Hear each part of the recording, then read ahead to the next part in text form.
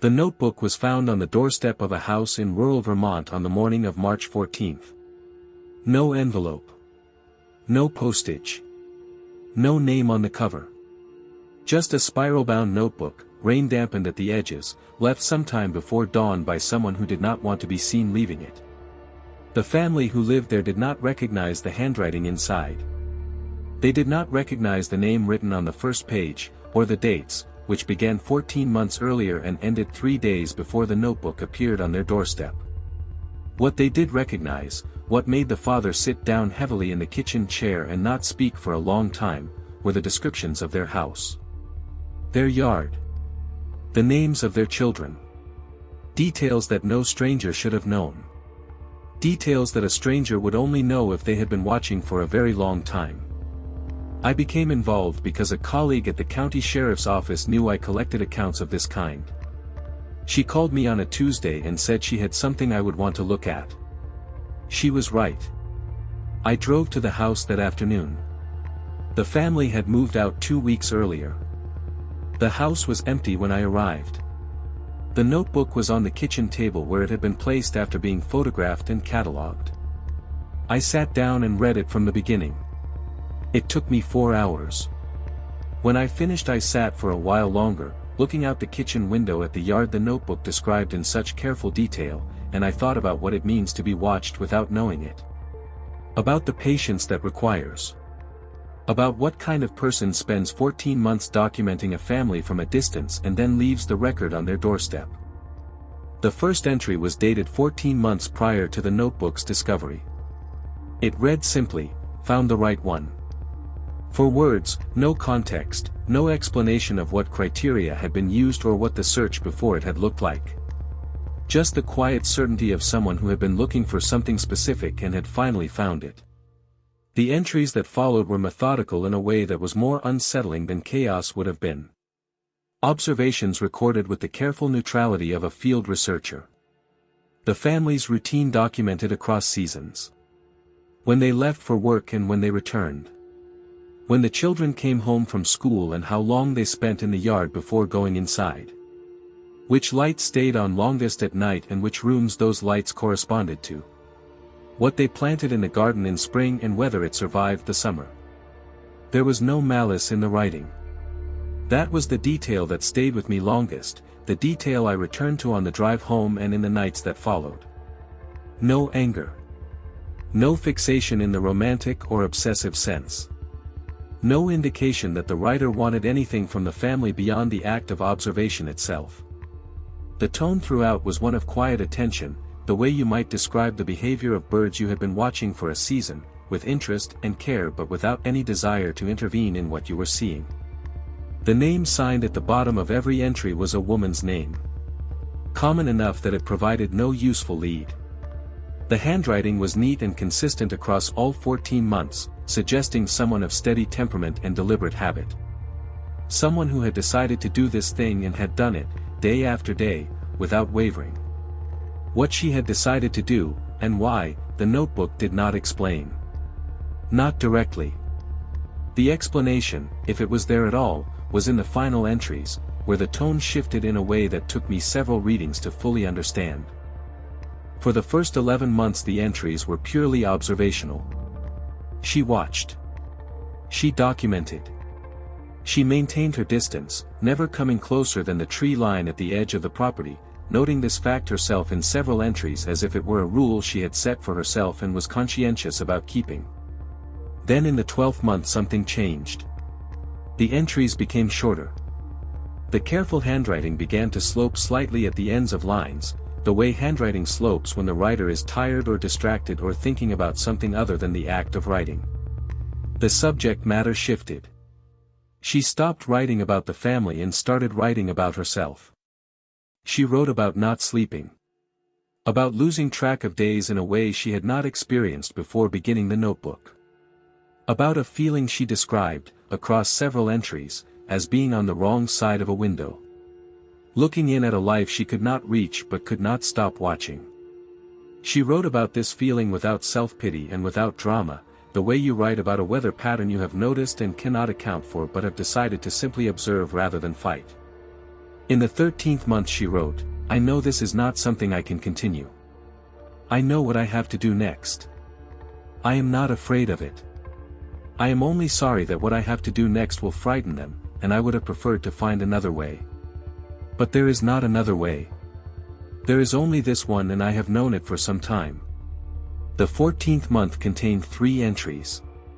The first 2 were brief, almost terse, the writing of someone who has made a decision and is in the process of carrying it out. The third was the last entry. It was also the longest entry in the notebook by a significant margin. It was the entry that explained everything. Or tried to.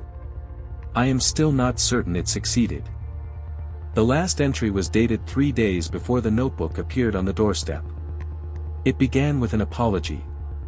Not to the family specifically, though they were mentioned. A more general apology to anyone who might read what she was about to write, for the fact that it would not be easy to understand and would probably be dismissed by most people who encountered it. She wrote that she had not chosen the family arbitrarily. There was a quality she had been looking for, something she described as a particular kind of attention, a way of being present in a life that she could recognize but not fully articulate. She wrote that the family had it. She had spent 14 months confirming this, watching the way they moved through their days, the quality of care they brought to ordinary things. She wrote that she had been right about them. She wrote that she was leaving the notebook because she believed documentation mattered. That if something had happened to her over the past 14 months, something she described only as a change in her understanding of certain things, then a record of that change had value. Even if no one could make use of it.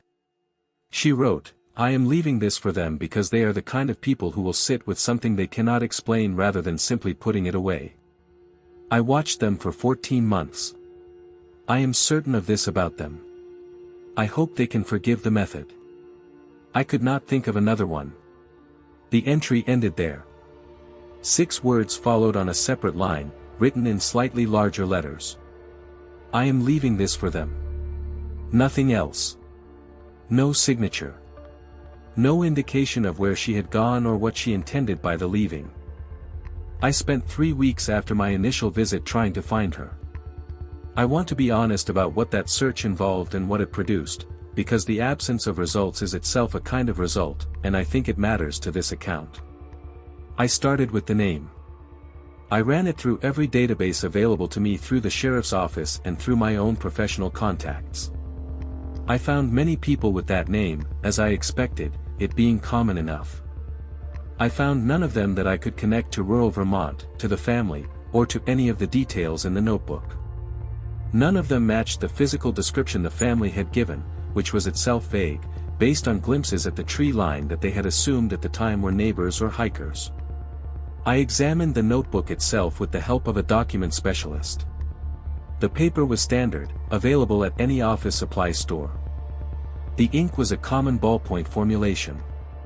The handwriting analysis confirmed consistency across all 14 months but provided no identifying information beyond what I already knew, that the writer was right-handed, likely between 30 and 50 years of age, and had received a formal education. I interviewed every resident within a 2-mile radius of the property. No one recognized the description. No one had seen a woman matching it in the area over the preceding 14 months, which seemed impossible given the regularity of the notebook entries but which every person I spoke to confirmed. It was as if she had been there and not been there at the same time. Present enough to document the family in extraordinary detail across more than a year. Invisible enough that not a single person in the surrounding area had any memory of her. I have investigated unusual cases for a long time. I have learned to sit with the ones that do not resolve. This one has been harder to sit with than most. I met with the family once, briefly, 6 months after the notebook was found. They had settled into a new house in a different town. They were, by all appearances, managing. The children seemed well. The parents were careful in the way that people are careful when they have been through something that changed their understanding of how safe ordinary life is. I asked them, with their permission, what they remembered of the 14 months before the notebook appeared. Whether anything had felt wrong. Whether they had noticed anything unusual at the edges of their days. The mother thought for a long time before answering.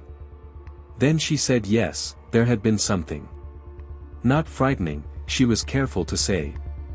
Not threatening. More like a quality of the air on certain evenings when she was in the garden. A feeling of being accompanied that she had assumed was simply the atmosphere of the countryside, the way rural places have a presence that cities do not. She said she had actually found it comforting at the time. That she had felt, on those evenings, less alone than usual. She said this with some difficulty, understanding as she said it what the source of that feeling had apparently been. The father said he had noticed nothing. He said this without defensiveness, just as a fact. He said he was someone who did not notice that kind of thing and he had made peace with that a long time ago. Their older child, who was 11 and had been present for part of the conversation at the parents' discretion, said something I have thought about many times since. She said she used to feel like the yard was being taken care of. Like something was making sure everything was all right out there. She said she had thought it was an animal, something living at the edge of the property that had decided the yard was safe. She said she still thought that, actually. She said she did not think whatever was out there had meant any harm. I think she was right. I have come to believe, after 3 years of carrying this case, that the notebook was not a threat. I want to say that clearly because the instinct, when confronted with something like this, is to frame it as danger. A stranger watching your family. A record kept without your knowledge. The violation of privacy and safety that implies. And those things are real. The family experienced a real violation. The fear they felt when they read that notebook was entirely justified, and I do not want to diminish it. But I think the notebook was also something else. I think it was the record of someone trying to understand something about human life that they could not access directly. Someone who had found a family that exemplified a quality they were trying to study, or to be near, or to document before something changed and they could no longer do so. I think the last entry told the truth. I think she left the notebook because she believed documentation mattered and because she believed that particular family would sit with it rather than simply put it away. I think she was trying, in the only way available to her, to leave something behind. To say, I was here. I paid attention. This is what I saw. There is something in that I recognize. The impulse to record. To make a careful account of what you have witnessed so that it does not simply disappear when you are no longer there to hold it. I do not know where she is. I do not know what the change in her understanding was, the one she described but did not name. I do not know if she is still out there somewhere, watching another family at another tree line, or if she found whatever she was looking for and moved on. What I know is that she paid attention for 14 months. That she recorded what she saw with care and honesty. And that she chose the right family to leave it with. That seems, to me, like something worth knowing. Even if I cannot explain the rest of it. Even if the rest of it stays unexplained forever. The family never returned to the house. They sold it the following spring without moving back in. The investigation remains technically open. The woman whose name appears at the bottom of every entry has not been found. There is no record of anyone by that name in the surrounding counties, no driver's license, no address, no digital presence of any kind. It is as if she existed only in the notebook, only in the 14 months she spent at the edge of that property watching a family she had decided were the right ones for reasons she could not fully explain. I have thought about her a great deal since that afternoon at the kitchen table. About what she was looking for before she found them. About what the change in her understanding was, the one she described but did not name. About what it cost her, those 14 months at the tree line, watching a life she could not enter. And I have thought about what she said about documentation. That it matters even when no one can make use of it. That a record of attention has value independent of whether anyone understands what was being attended to. I think she was right about that. I think she was right about the family too, from everything I was able to learn about them afterward. They did sit with it. They did not simply put it away. Neither have I. This has been Grim Told Horror. I will see you in the dark. Before you go, if this story made you think about what it means to truly pay attention to something, share it with someone who understands that some things cannot be explained but can be carefully observed. Hit like, leave a candle in the comments, subscribe if you have not already, and hit the bell. Because the next story will not wait for you to remember. I will see you in the dark.